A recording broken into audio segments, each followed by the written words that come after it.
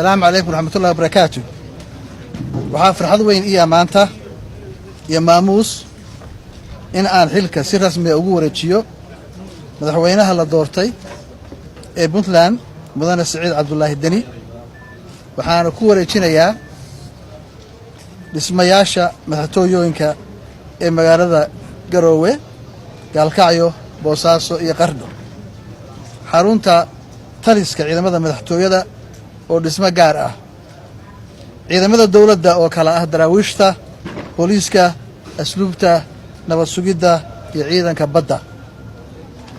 waxaan sidoo kale madaxweynaha ku wareejinayaa mashaariicda hadda dawladdu gacanta ku hayso oo kala ah dekedda Boosaaso oo si cadriya loo dhisayo, waddada Ceeldaahir iyo Ceergaabo, waddada Dangoroyo iyo Eyl, dekedda Garacad, waddada Garowe iyo Gaalkacyo, eelaboorka Gaalkacyood, mashruuca biyo macaaninta Boosaaso, waddada Sheerbi iyo Xingaro loo dhaxligay, iyo hoolka shirarka madaxtooyada oo gabagaba maraya. waxaan rabaa sidoo kale aan ku xuso mashaariicda hirgashay 2014-2019 ee xarumaha dawladda ah oo jecelahay madaxweynaha inaanu ku wareejino.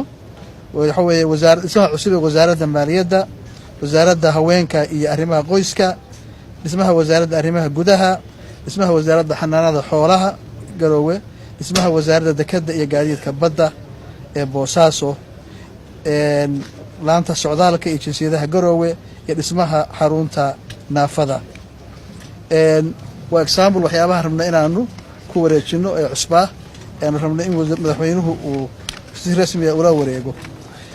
ugu dambeyntii waxaan dhammaan hay'adaha dawladda iyo saraakiisha ciidamada si xushmad leh uga codsanayaa in ay la shaqeeyaan madaxweynaha cusub.